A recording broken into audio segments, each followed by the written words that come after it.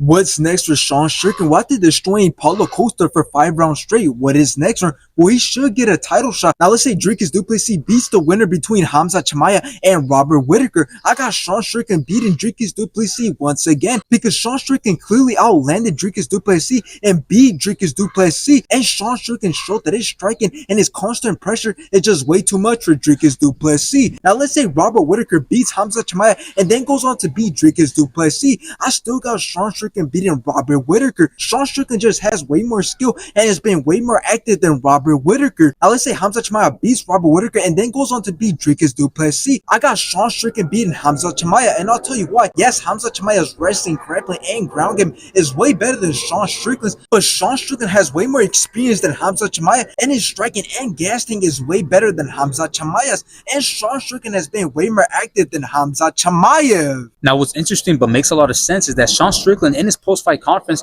he said that he's just going to sit at the gym and wait, and he's not going to fight unless it's for the title, which I could get behind that because who else would he need to fight besides the 3 guys we just named? Because it would be stupid for him to fight somebody else because he would risk losing and dropping down in ranks, and then he would just have to work his way back up again, which would be very stupid because he doesn't need to fight anybody else besides Dricus du Plessis, Hamza Chimaev, or Robert Whittaker because he's ranked #1, so he doesn't have to prove anything. So if Sean Strickland is standing by this, which is smart, he is willing to be out for a couple of months, or he might be out to the end of this year, or he even might be out to early next year because first we have to wait for Hamza Chimaev to fight Robert Whittaker, and then it's going to take more than a couple months for the winner of that fight to recover, and then we're going to have to wait for the winner of that fight versus Dricus du Plessis to be announced, and then we got to wait for that fight to happen, and then after that fight again we got to wait a couple months for the winner of that fight to recover, and then the winner of that fight versus Sean Strickland has to be announced, and then we got to wait for that fight to happen. So in the end, based off everything I talked about, it's going to be a long run, and it's going to take a lot of time before Sean Strickland sees another title fight, but I'm pretty sure it's going to be worth it because if he waits and he ends up winning the title once again, it's going to be safe to say that he runs the whole middleweight division.